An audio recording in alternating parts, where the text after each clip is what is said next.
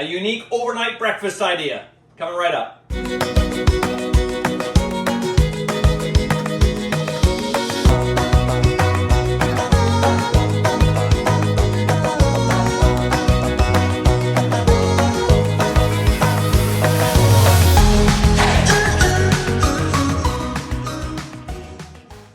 Hey, Chef Dez coming at you, corporate chef of BC Egg. I got a really great, quick and easy breakfast idea for you that you can make the night before, put it in the fridge, and then just bake it off in the morning. That way when you're rushing around in the morning and maybe you got, things to do or whatever, you don't want to get up too early, just, hey, get up, pop in the oven, take it out, breakfast is done. You just got a little bit of assembly to do the night before, and that's what we're going to do right now. So this is called a Monte Cristo breakfast casserole. You know the Monte Cristo sandwich with ham and Swiss cheese, and it's dipped in like an egg mixture and then fried?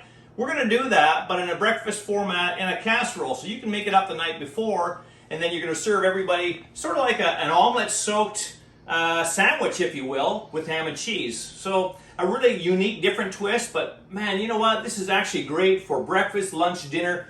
Doesn't really matter when.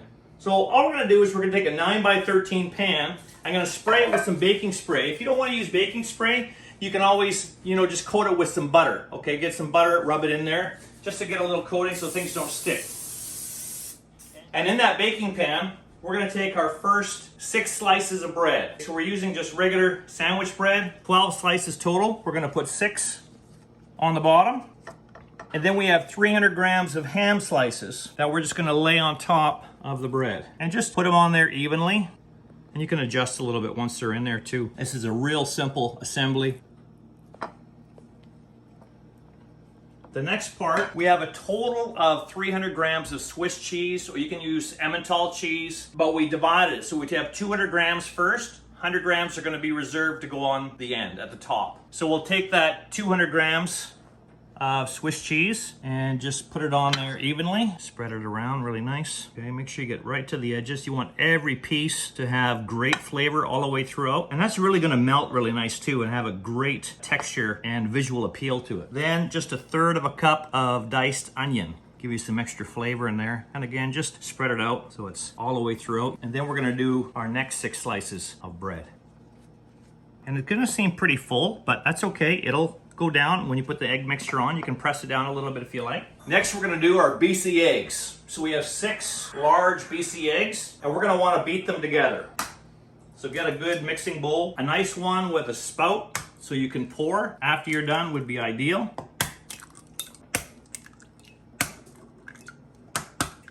So let's grab a whisk and beat those good old BC eggs up. This is the real nutrition of the dish. Every single large BC egg has 14 key nutrients, all 9 essential amino acids, 6 grams of the highest quality protein you can get, and 1 large egg, only 70 calories. So this is basically 6 eggs, 6 sandwiches. It's 1 egg per person.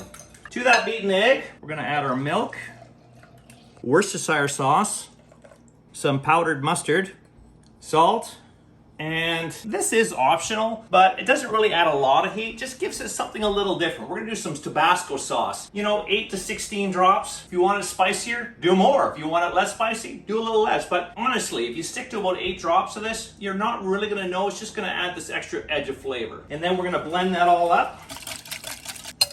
And then we're gonna take our casserole and literally just slowly pour this over. You don't have to pour it just on the bread. You can pour it in between two, but the very first thing I wanna do is get that bread soaked. So concentrate there first, and all the excess is gonna run over and it's going to soak into the bread on the bottom half. Remember that, the very first thing we put in there. And now the bread is soaked on top, so I'm just pouring it wherever I can to make sure I have an even amount everywhere. And now just a couple more things. We have just a half teaspoon of pepper. I'm gonna sprinkle on top. Now I don't do the pepper in the egg mixture because I find it floats to the top, and then when you pour it on, it just goes onto one area. It doesn't get all over the place. And then the remaining 100 grams of Swiss cheese. And again, just evenly. It's gonna be a great presentation. Okay, this is where the magic happens. I'm gonna grab some plastic wrap and let this sit for an hour or up to 12 hours overnight. Get it really nice and tight. And all we're gonna do is pop that in the fridge, and I'll see you back for the next step. All right, this is set. So again,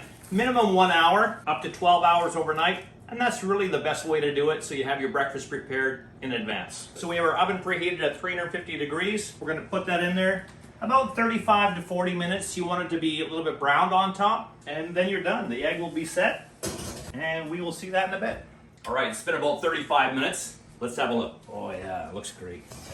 So what I want you to do, take it out, let it rest for about 5 minutes, just on a nice rack like that so it can have the airflow underneath, and then cut into it after that. All right, let's dive into this. I'm excited. So just to give it a little bit of color, some nice fresh chopped parsley. I mean, that's optional. You don't have to do that, but just look how much more it pops by having that little splash of green on the top. Beautiful. And just with a knife, remember we sprayed it at the beginning, so it's not gonna stick, but you wanna cut them in segments so everybody has their portion, and it's 6 portions. It's like having a sandwich for breakfast, a Monte Cristo sandwich. And then with a spatula, we're just gonna lift it out, like so.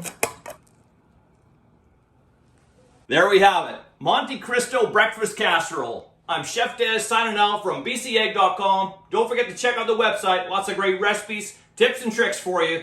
Where are you getting your protein from?